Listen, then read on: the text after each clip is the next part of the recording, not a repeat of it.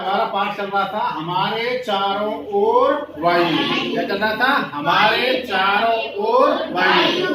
देखो हम जहां तक पहुंच गए थे उससे आगे चलेंगे। अब अगली लाइन है तुम्हारी, जलीय प्राणी श्वसन के लिए जल में घुली वायु का उपयोग करते हैं। इस बात का उदाहरण मैं आपको देता हूं। जैसे आपने देखा हो कभी पानी के अंदर आपने मछली देखी होगी। क्या देखी होगी? मछली। मछली क्या क्या होती है? मछली के होते हैं गल्फ। क्या होते हैं? गल्फ। गल्फों में वो क्या ले जाती है? पानी ले जाती है। अगर मैं आपसे पानी की बात करूं ना, पानी का सूत्र होता है H2O। क्या होता है? H2O, यानी कि 2 हाइड्रोजन के अणु और 1 ऑक्सीजन का अणु मिलकर क्या बनता है? जल बनता है। तो हमारी जो मछली वगैरह होती है, मछली क्या करती है? अपने अंदर किसको ले जाती है? अपने गल्फों के अंदर पानी को ले जाती है। किसको ले जाती है? पानी को। और गल्फों के अंदर पानी को ले जाकर पानी पर दबाव डालती है, जिससे पानी में जो ऑक्सीजन घुली हुई होती है ना, उसको अपने शरीर के लिए काम में ले लेती है। और काम में लेने वाले का तंत्र का क्या नाम है? गल्फ। क्या नाम है? गल्फ। अपने गल्फों के अंदर पानी भरती है, वैसे दबाव करके उसमें से किसको ले लेती है? ऑक्सीजन को। किसको ले लेती है? ऑक्सीजन को। इस तरीके से हमारी मछलियां क्या करती हैं? श्वसन करती हैं। इसी प्रकार तुम्हारे बहुत सारे जीव हैं जो पानी के अंदर क्या करते हैं? श्वसन। पानी को ही तोड़कर उसमें से ऑक्सीजन के अणुओं को क्या करते हैं? काम में लेकर अपनी सांस की पूर्ति करते हैं। अब बात करते हैं, अगला पॉइंट क्या है तुम्हारा? पवन चक्की।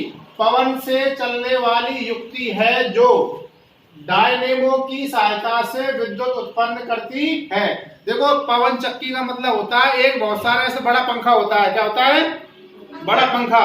और बड़ा पंखा क्या है कि वो चलता है, उसमें लगा होता है डायनेमो। क्या लगा होता है? डायनेमो। जब वो चलता है तो उससे क्या बनती है? हमारी लाइट बनती है। क्या बनती है? लाइट। पवन चक्की तुमने देखा होगा, अगर तुम रेतीले स्थानों पर जाओगे, अब क्या लगी हुई है? तुम्हारी पवन चक्की लगी हुई है बड़ी बड़ी, और पीछे उसमें डायनेमो लगा हुआ होता है। जब वो घूमते हैं तो उससे क्या बनती है? लाइट बनती है। क्या बनती है? लाइट। लाइट हमारी कई तरीका से बन रही है। पानी से हमारी लाइट बन रही है, पवन चक्की से हमारी लाइट बन रही है, सूर्य ऊर्जा से हमारी क्या बन रही है? लाइट बन रही है। तो लाइट हमारी कैसे कैसे बन रही है? कई तरीका से। सूर्य से क्या है? हमारी सौर ऊर्जा से लाइट बन रही है। डायनेमो से तो हमारी पवन चक्की से बन रही है। और पानी जैसे ये चल रहा है, तुम्हारी धारा चल रही है पानी की, इसके नीचे फिल्टर लगा देते हैं। क्या लगाते हैं? और फिल्टर जब उस पानी उस पर गिरता है फिल्टर पे, तो वो घूमता है, और घूमने से क्या बनती है? लाइट बनती है। क्या बनती है? लाइट बनती है। सबसे ज्यादा लाइट, अब हमको अनुमान लग रहा है कि सबसे ज्यादा लाइट बनने का जो चांस है ना, वो हमारे प्रकाश की ऊर्जा से। किससे? प्रकाश की ऊर्जा से, जिसको बोलते हैं सौर ऊर्जा। सौर ऊर्जा तुम देखोगे प्लेट वगैरह लगी होती है ना, तो आने वाले समय में ऐसा अंदाज माना जा रहा है कि सौर ऊर्जा से ही लाइट बन जाएगी। बाकी पवन चक्की की और पानी से लाइट बनाने की जरूरत नहीं पड़ेगी। बात समझ आ रही है? अब करते हैं आगे बात। अगला पॉइंट है तुम्हारा, प्रकृति में जल चक्र के लिए वायु में जलवाष्प की उपस्थिति अनिवार्य है। देखो प्रकृति में आपको जल चक्र के लिए जलवाष्प जरूरी है। इस बात का मतलब क्या हुआ कि हमारी धरती पे जैसे तुमने पानी फैला दिया, तो क्या पड़ेगी? धूप पड़ेगी। और धूप क्या करेगी? उसको अवशोषित करेगी और उसको वाष्प बनाएगी। क्या बनाएगी? वाष्प बनाएगी। तो वाष्प कहाँ जाएगा? हमारे बादलों में ऐसे करके बूंदों के रूप में इकट्ठा हो जाएगा। और वही बूंदें जब बरसात का टाइम आता है तो बरसात के रूप में बरसती हैं। बात समझ आ रही है? इसी प्रकार हमारा समुद्र बहुत बड़े बड़े हैं। समुद्र से क्या करती है? तुम्हारा ताप की वजह से वाष्प बनता है। वाष्प ऊपर क्या हो जाता है? हमारे बादलों में बूंदों के रूप में इकट्ठा हो जाता है। जब कभी उनमें क्या होती है? टकराहट होती है, तो क्या होता है? हमारी बरसात होने लग जाती है। बात समझ आएगी?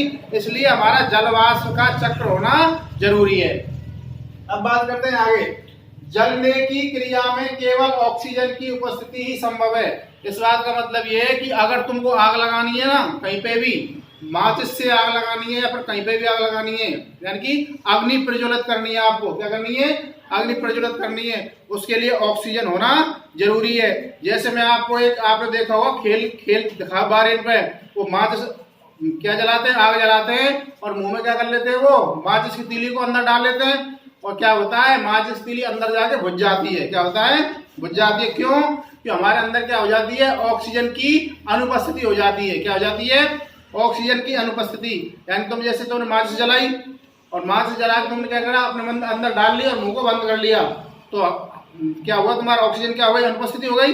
इसका मतलब क्या हुआ? अंदर बुझ जाएगी। तो खेल नहीं होता, क्या होता है हमारा? ये वाली बात है। बात समझ में आ गई? आप फूंक देते हो, आपने चूल्हे में फूंक देते हो ना, तो आग बढ़ती है। हम अपने शरीर से क्या छोड़ते हैं? हमारी वायु छोड़ते हैं। वायु क्या होती है तुम्हारी, ऑक्सीजन होती है। उस ऑक्सीजन की उपस्थिति क्या जलती है तुम्हारी, आग जलती है। बात समझ में आ रही है।